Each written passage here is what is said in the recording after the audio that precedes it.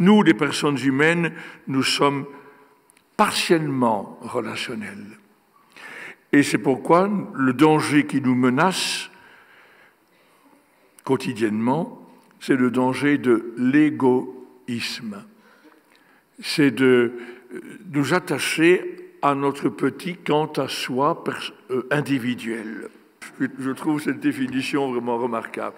Un égoïste, c'est quelqu'un qui ne pense pas à moi. L'égoïsme s'introduit même dans la définition de notre individualité. Alors pour saisir comment et jusqu'à quel point nous sommes relationnels, même si nous ne sommes pas purement relationnels comme les personnes divines, je vous invite à réfléchir à une des expériences les plus fondamentales de l'existence humaine, c'est que nous ne sommes devenus ce que nous sommes comme personnes que grâce à autrui. Nous sommes tous débiteurs d'autrui.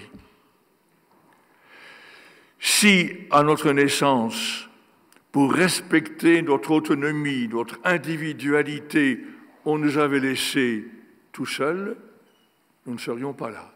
D'abord, nous serions morts de faim, à moins d'avoir, comme Romulus et Rémus, une louve sympathique qui venait nous allaiter, mais nous ne serions jamais devenus un je, un moi. Un enfant laissé à lui-même va être un petit animal, enfin, il sera une personne humaine, mais il va se comporter comme un animal très faible, très fragile, très fragile. L'être humain est beaucoup plus fragile comme animal que les autres animaux, avec sans doute une certaine capacité de réflexion, mais nous ne sommes devenus un « je » que parce qu'il y avait un « tu » avant nous qui s'est adressé à nous. Si nous avons pu parler, ce qui est un instrument merveilleux de communication, de pouvoir produire des sons qui ont du sens, si nous sommes capables de parler, c'est parce qu'on nous a parlé. Et les parents, sans jamais avoir étudié la pédagogie ou la psychologie, savent qu'ils doivent parler aux enfants avant même que les enfants ne comprennent le langage.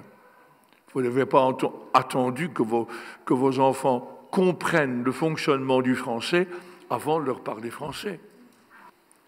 Eh bien, pour avoir une juste relation à l'autre, il importe de porter sur lui un regard d'espérance, ce que font les parents, qui exercent bien leur métier de parents, ce que font les éducateurs, ce que fait un pasteur, un regard d'espérance.